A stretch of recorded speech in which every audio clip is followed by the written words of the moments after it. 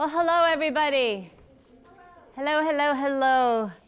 Thank you for staying for what I'm thinking of as the second act of tonight's performance. First act was the story of Sophie Scholl and the White Rose community, and now we're going to move into the next act of those kinds of stories. And I'm so honored and excited to have you here and to do this with you. My name is Beth, by the way. I work with the Church Council of Greater Seattle, and I also run a thing called Spirit Workshops. But you've already heard a lot of words from this stage. I'd like to spend just a couple of moments getting a little bit of feedback from you guys. So how many of you enjoy living in the Northwest? Show of hands. Okay. How many people enjoy walking along the water or the beach? How many enjoy being on the water here? How many of you have seen an orca here? Oh, wow, a bunch of us. Who likes hiking or taking walks in calm, right? Who likes playing in the snow? Any other bird watchers out there? Yeah. How many of us enjoy breathing?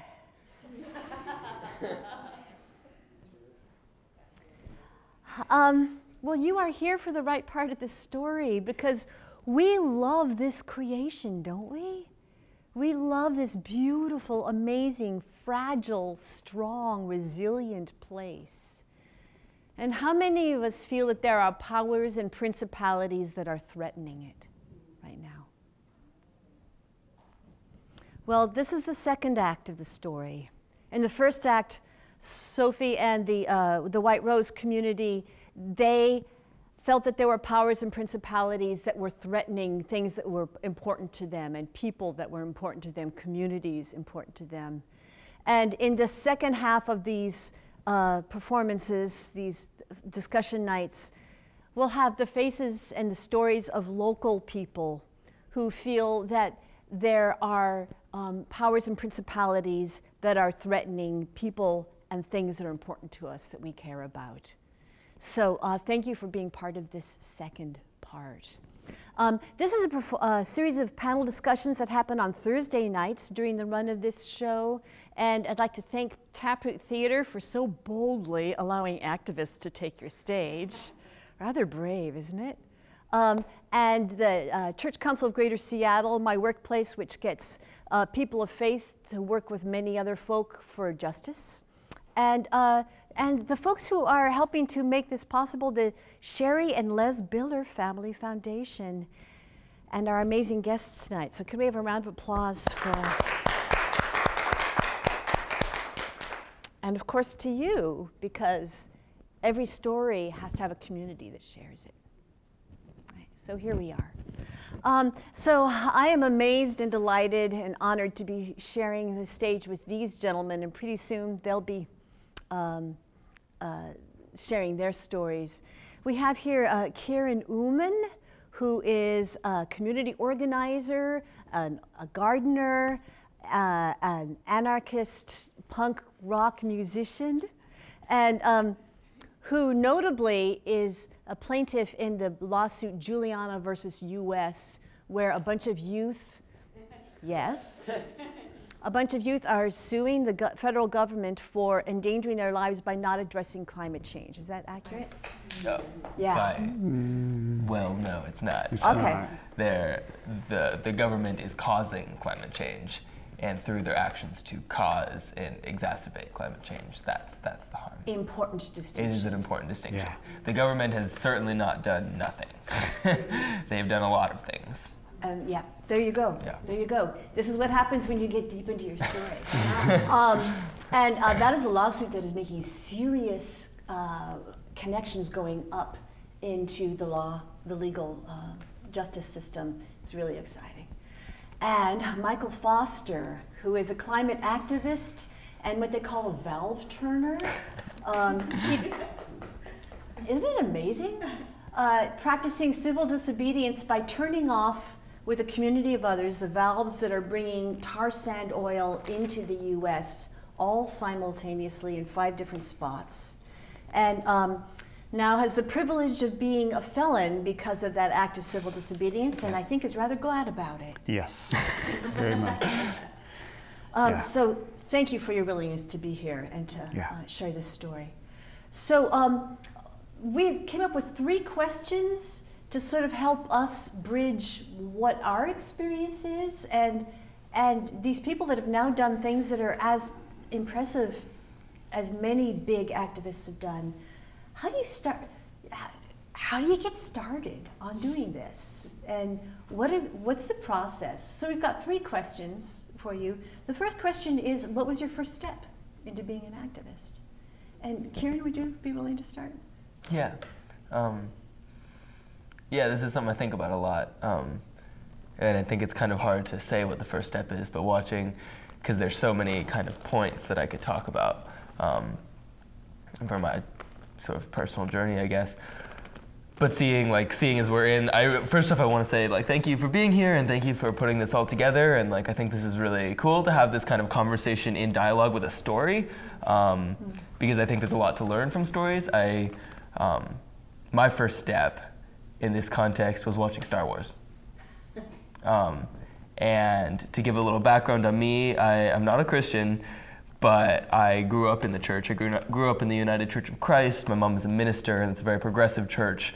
And so when you go to church every week for your entire childhood, it leaves an impression on you. And I still am connected with that community. That's how I met Beth, actually, and really appreciate a lot of the work they do. But I also,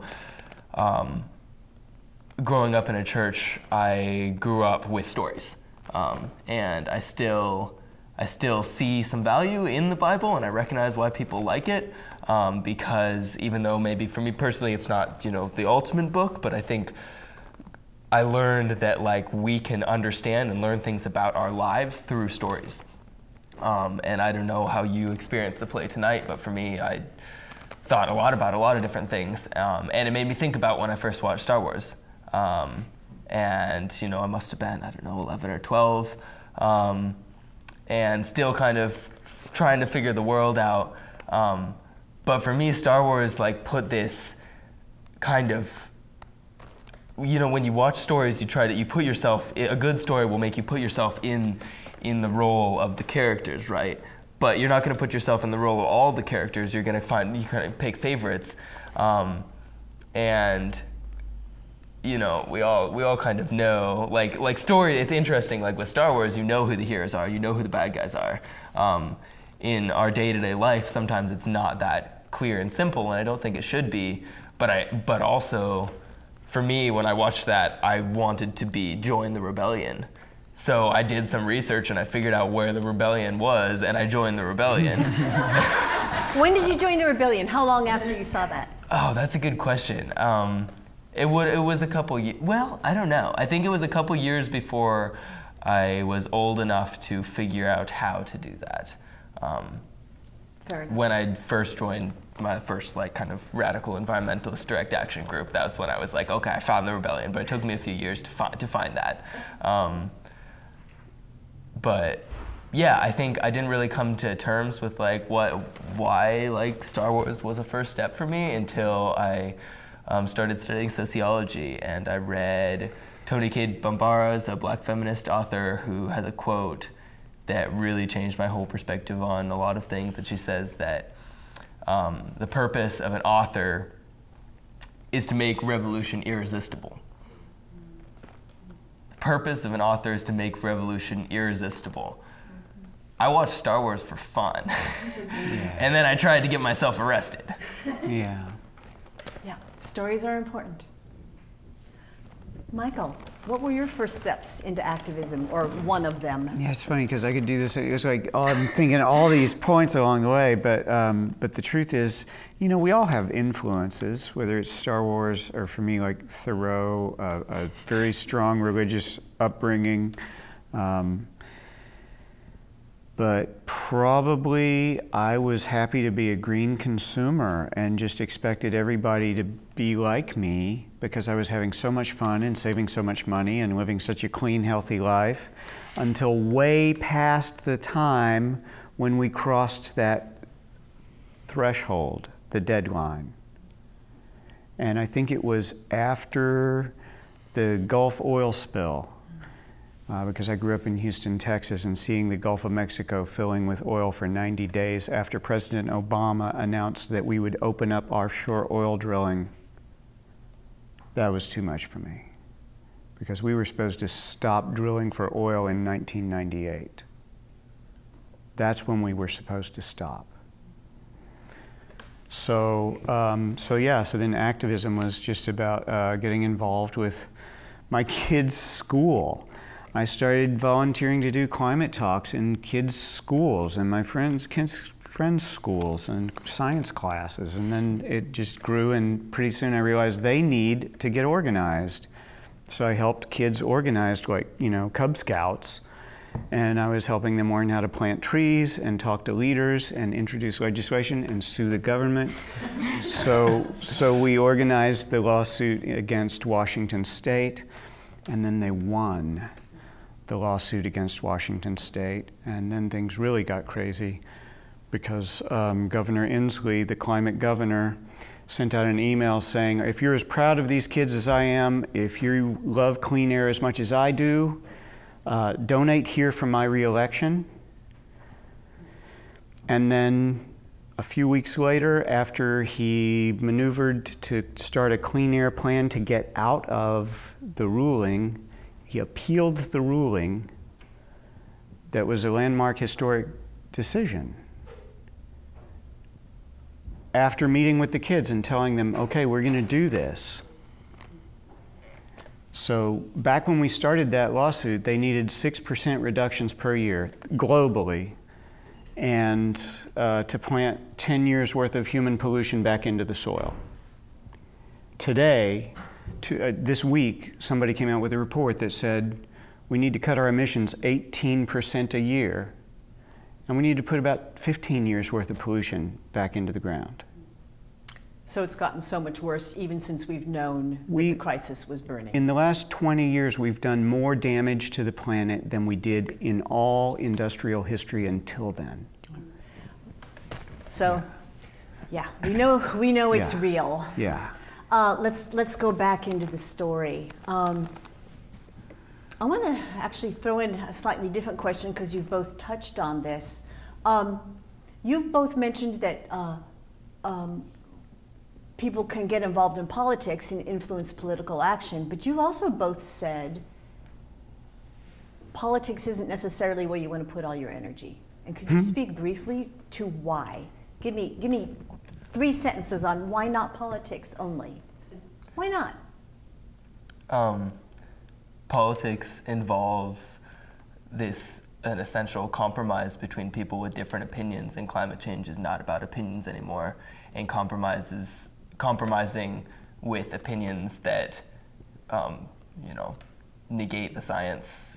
We just don't have time for that. Good. Yeah. Michael. When my kids met with the governor and needed 6% annual reductions, the climate governor, there was no way he was ever going to say that in public. And to this day, he has never put any time frame on any of his climate championing cheerleading. He will not do it. He will not use numbers because he will not be governor, or he will not be president. He will not be anything. They can't do it. Our public politics is so broken, so distorted, that the Green Democrats, the greenest of Democrats in Olympia, who voted today on the clean energy bill, we were down there with the youth rally, they can't do what they need to do, and they know it. Good. So I've heard both of these people say, you need to vote, call up your legislators, but I've also heard a lot of things about legislation is not the way for many people to do all of their activism. Let's go on to another thing, because you've both gotten into the stuff that's depressing, right? So once it gets depressing and once it gets uncomfortable, why do you stay in it? What keeps you in it? A lot of us get started on activism and it gets a little uncomfortable, and it's easier to just turn on the TV. What keeps you in it? I think I think art for me, well, I know art is essential. Not because, I don't know, I drive myself crazy sometimes. Like, it's not, like, I didn't really choose to care about things. And, like, it is depressing, and it's like, I'm thinking about depressing things every day, and I can't really escape it. But art gives me a way to kind of take that depressing, negative energy and transform it into something, you know, I wouldn't call all of the music I make beautiful, but something that I want to hear again. It's almost a way of like processing for me. I think all forms of art have the potential to do this. Music is what works for me, because I kind of like to perform. But yeah, I think I need art to like process my own emotions, because I can't turn off, you know. I can get really drunk, but I can't just turn it off. That's the closest I can get. So if I'm going to be thinking about depressing things all day, I need to make some beauty out of it. That's what I'd say. Thank you. Michael, It's gotten difficult? I don't think there's any way out of it when your house is on fire. Like, should I go take a vacation and come back after it's burned down? And where would I take my vacation? If I go to the mountains, which I love, I used to do backpacking with young people in the wilderness for like 3 weeks at a time. It's not joyful for me. It is a bittersweet experience to be in the cathedral of creation and understand that it can't stay here. It can't survive what we're doing to it. We've set this time bomb to explode. It takes 30 years before the emissions I pollute today are completely manifest. So I'm making life impossible today in 2050. What keeps you going? And what keeps me going is that we get to be the ones. Number one, you can't look away when there is no away. Right. And number two, we get to be the ones who make life possible for the next 10,000 years. Nobody else can do that. We get to be the ones who make life possible for the next 10,000 years. Yes. And there's so few of us, which is the depressing part, because there should have been 10,000 students in Olympia today, and there were about 100. But every single body that shows up counts. So it keeps me going. I keep showing up. Where is the power? Where do you think the power comes from that will make the changes you yearn for? I think this play really brought up a lot of kind of feelings for me about like watching this kind of internal and external struggle in the woman's sort of mind between does she want to live and give up her beliefs, or does she not? And putting myself in that position, I was like, that would be really hard. But as in the audience, I was like, stated the beliefs, you want that because it's a story, and that's makes revolution irresistible. I think I was talking with a friend earlier today about passion. I was like, I like to tell people when they're like, how can I contribute to the movement? And I like to say, follow your passion, because I think there's many different roles in the movement. But what is passion? What does that word mean? That's just a word. We throw around all these kind of big words.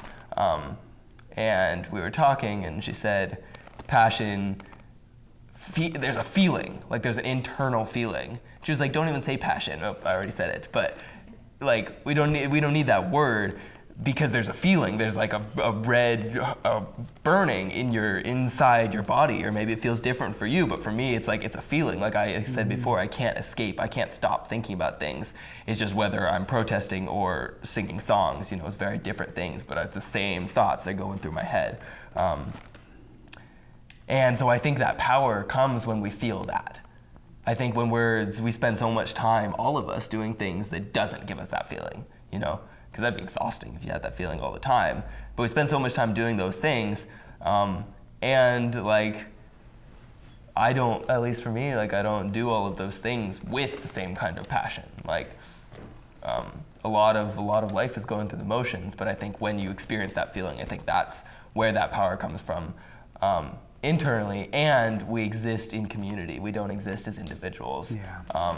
So like, you know, when I talk about organizing, I don't even like to say I, but it gets complicated trying to say we all the time and justify and explain it, so I do. But I think that obviously that power comes from our communities, but I think we need to, I think it's a combination of finding those communities and finding our passions and finding that kind of fire and like connecting those two. I've heard you talk so much about community, more than almost anything else. Yeah, I mean, yeah, it's important. Yeah, yeah. It's survival, you know. Yeah. Michael, what? I could tag along on that. I feel like we move like a school of fish, and who leads the school of fish when the predator is nearby?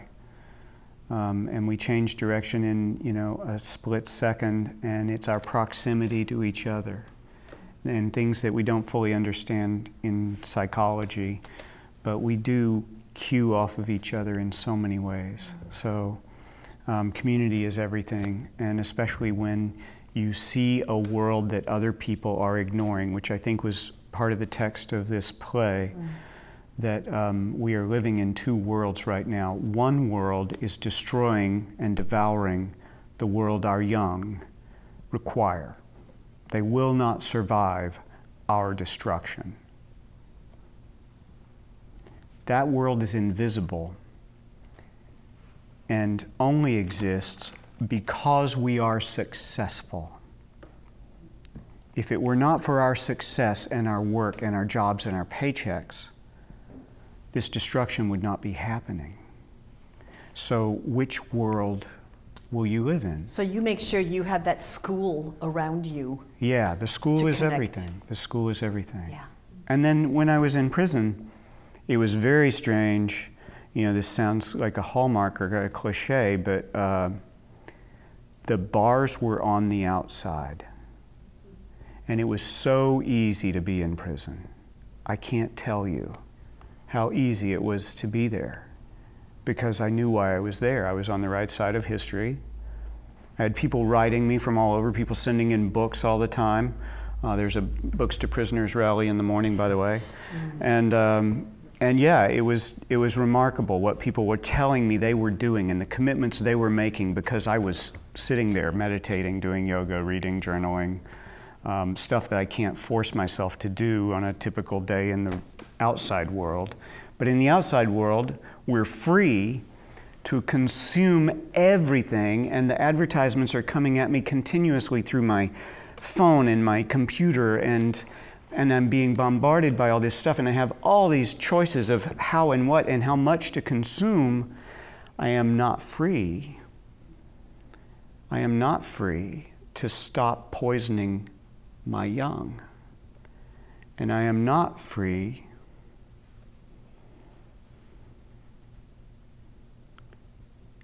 to do the thing that they require me to do so that life will go on. That's why I went to prison. Thank you. Yeah. Do we have time to turn to the audience? 5 minutes. Are there questions for these amazing story bearers?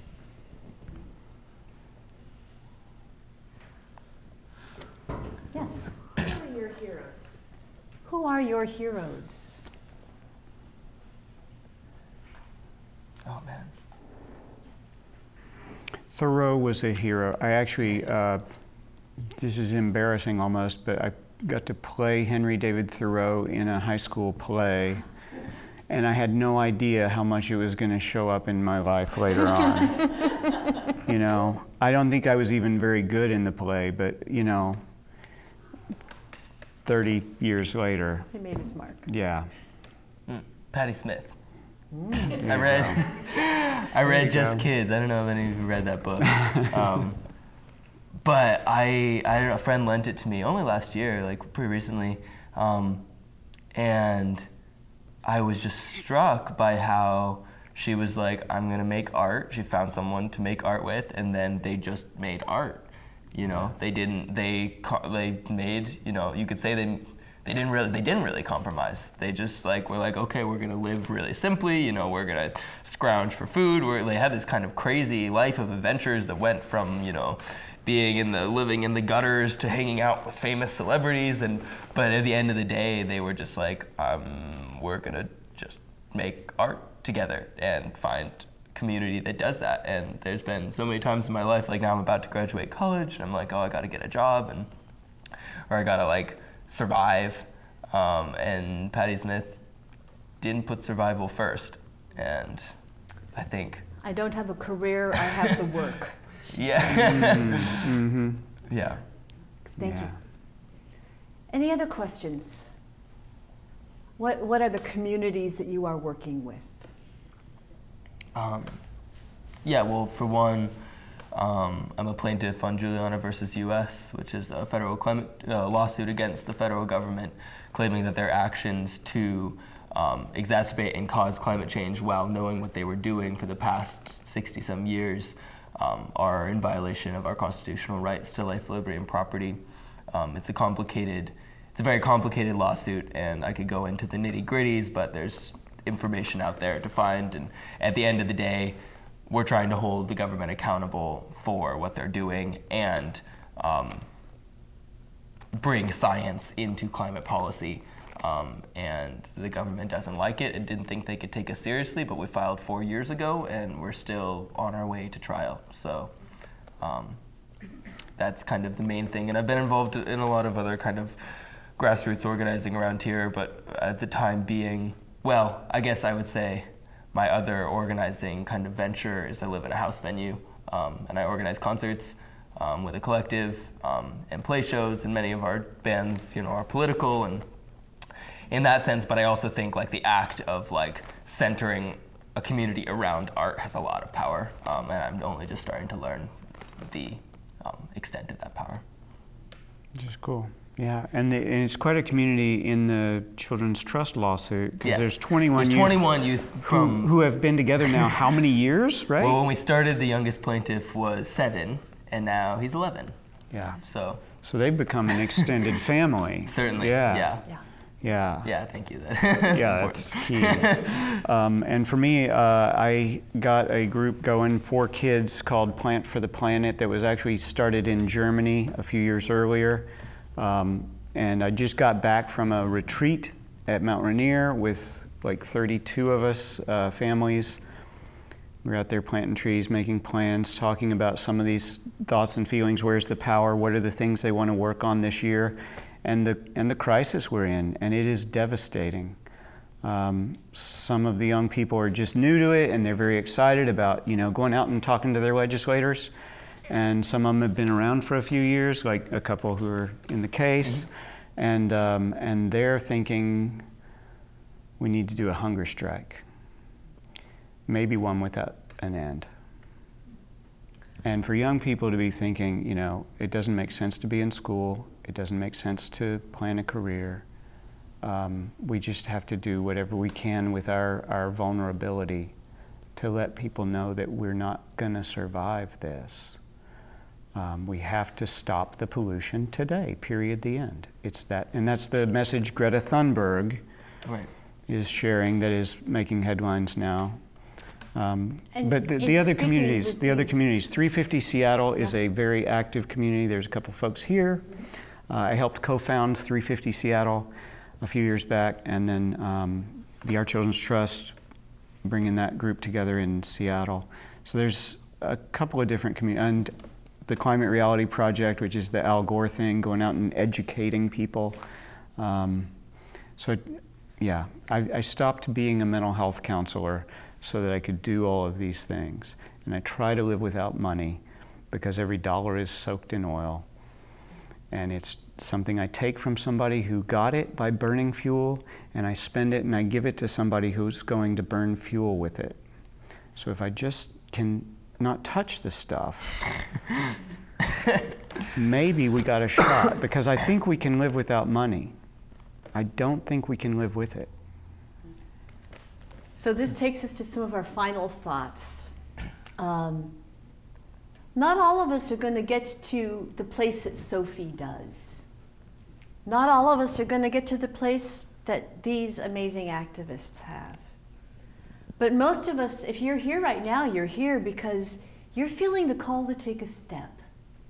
So what might be one step you could take tomorrow or tonight for this beautiful, amazing creation?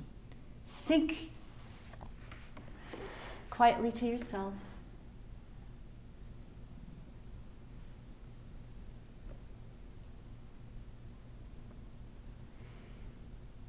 If you don't have a commitment yet, keep pondering it.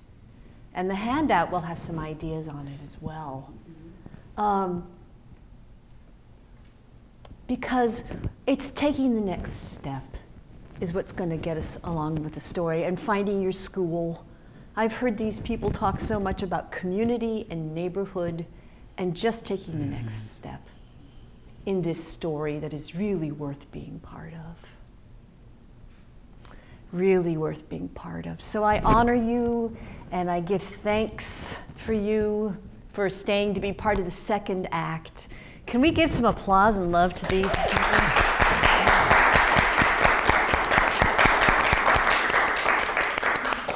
I would so like to thank again